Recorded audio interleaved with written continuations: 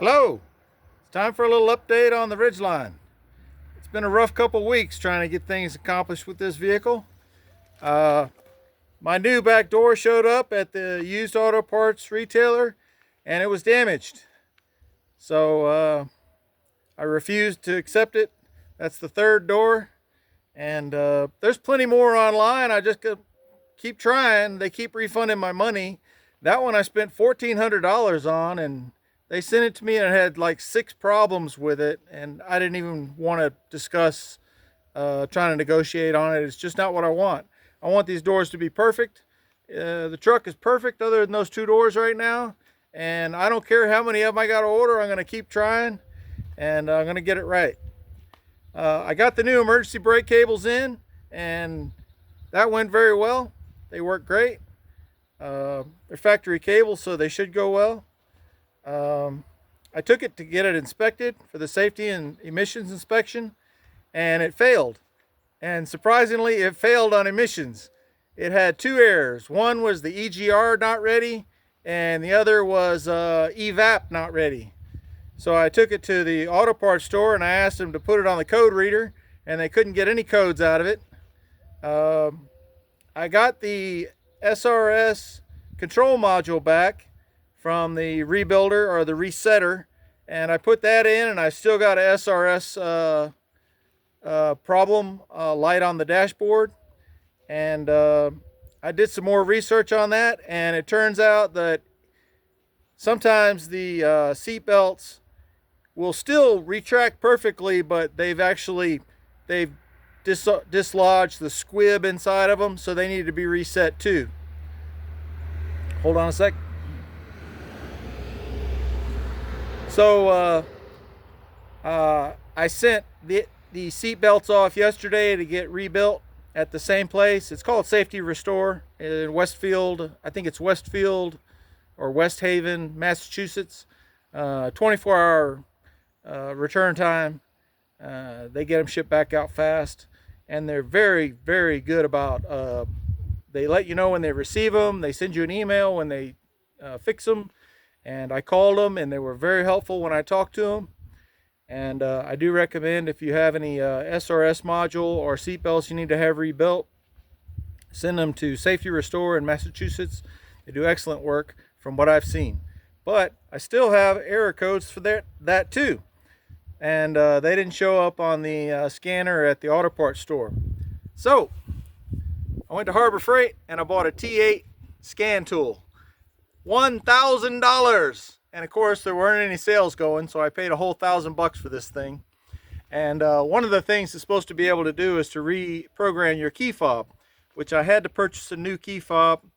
I have one, but I want to have a second one, obviously, and you need a scan tool to do that. Unfortunately, this scan tool will not reset my key fob. I don't know why, but that's the least of my worries. So I was able to go in with this tool, and it took quite a while for me to learn how to do it. A couple of days, actually. I'm ashamed to say I got very frustrated with trying to use this. Finally, I got to where I could read everything, and it ended up having like 12 different codes. And EGR was one of them. Obviously, the purge valve was one on the gas tank ventilation system. And it had 6 codes on the SRS module, and I was able to clear a lot of them, and strangely enough I had to try to clear them several times. So it took several times to clear all of them, and I never cleared all of them, don't get me wrong. So I ordered a EGR valve. I couldn't see anything wrong with the old one. I ordered a new purge valve. I couldn't see anything wrong with that one, but I ordered one. I just didn't know what else to do. I don't really know how to troubleshoot EGR and emission stuff that well, but you know, there's some videos online, so I learned from that, and the valves came in, and I put in the new purge valve. I saw a video on a guy doing that on a pilot. It was a great video, and you put it in with a 7/8 deep well, in case you're wondering. And there are videos online if you need help with that. And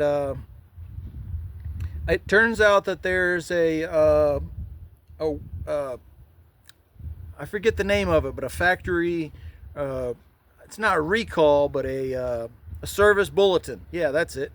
For the purge system. Apparently they get dust in that, in one of the tubes for ventilation. And I still need to work on that.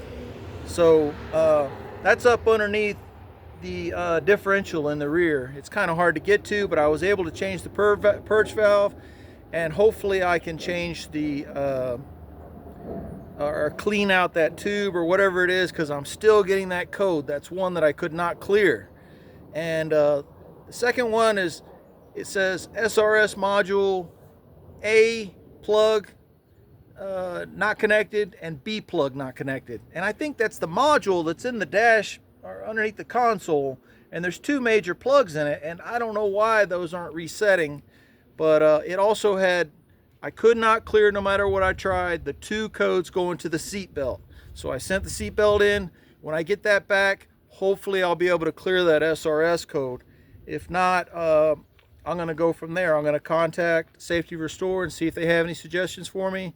And I might have to take it into the dealer. I'm trying everything I could do to not go to that daggone dealer, because I know they're going to rape me. They're not very happy to give you any kind of a deal at the dealer that I'm working with here. So that's where I'm at with it, and it's been very, very, very frustrating. The only other thing I want to show you is where I took out the seat belts, and that's really all I have for this update. When I get the seat belts back in, I'll put them in, and I'm going to work on the evaporative system. Now I might take out the trunk in the rear. I might be able to access the purge canister, the charcoal canister, from the top if I take out that rear, because it's actually pushed up a little bit from the accident, and I'd like to take it out. I'm also thinking about cutting half the trunk off and mounting a winch in there so that I can put a full-size spare underneath the bottom like a regular pickup truck. I really don't need the rear trunk, and if my rear trunk's half the size and it gives me a full-size spare, I think that'd be great. I'd love to do that. So I'm thinking about pulling out the rear trunk and being able to access the charcoal canister and the vent. It's a vent failure. Now there is a service bulletin, like I said, and there's a lot of instructions on that service bulletin that might help me. I need to read it some more. But I tell you what, this has been so frustrating. I'm really having a hard time working on this lately. So I'm just going to keep going.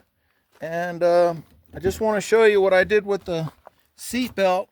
You see, you had to take the whole panel off here.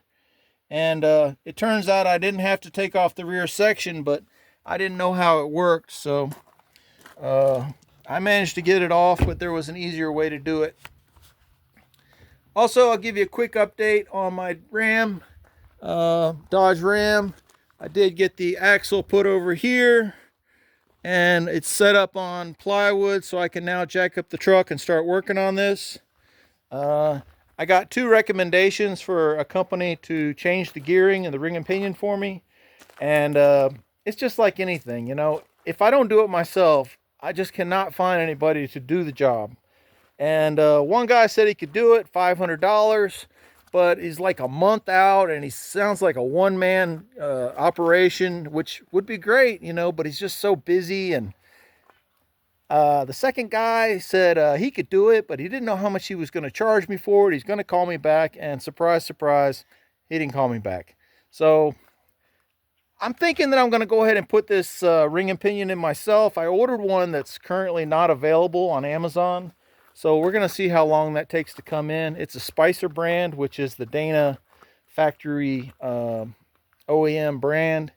And I watched several videos on how to do it, and I need to buy a few tools to do it, but I think I can do it. And one of the reasons I'm not that concerned about it is because it's going to be for the front axle. And the front axle, I'm only going to use very, very rarely and for short periods of time, either when I'm in the mud or in the snow coming up the road. I don't even know if I'm ever going to drive this truck in the snow, but I very rarely am going to use the front axle. So it's not like the rear, which really needs to be right, so you don't get it gets, I had one time that got a moan in it, a groan, or whatever you want to call it. Oh, a howl. You call it a howl. And man, that thing was loud. So I don't want that to happen, but I think I can do just as good a job as anybody else can do. I saw how to do it on YouTube, and I think I can handle it. So I think I'm going to go ahead and buy the tools and learn how to do a ring and pinion myself. I think it'll be a nice challenge, and I'd like to be able to say I can do it for myself. And I was a little frustrated with the two guys that was recommended to me. So if I could have found somebody to put it in for me and got the thing done, you know, next week or the week after for 500 bucks, I probably would have went ahead and done it. But I think I'm going to spend $200 or $300 on tools and be able to do any axle I want myself. I might want to change the axles in this truck another time. So that's where I'm at with the Ram. And I'm going to start ordering parts, and I've just been watching videos of different things, and I'm starting to get to sort it out in my head what I want to do to the Ram for sure. And that's really the hard part for me, to decide exactly what I want to do. Actually, fabricating parts is no problem, and buying parts is no problem. But I need to decide for sure what I want to do, because it's not going to be stock, it's going to be custom. So just got to figure it out. And I hate to use the term engineer, but I got to figure out what I'm doing. So thanks for tuning in. I'm waiting on some parts on my Ridgeline, and I think I'm going to pull the trunk out. I'm going to try to pull the trunk out and see if I can access that thing from the top instead of from the bottom, that charcoal canister. So thanks for tuning in. Appreciate it. Talk to you later. Bye.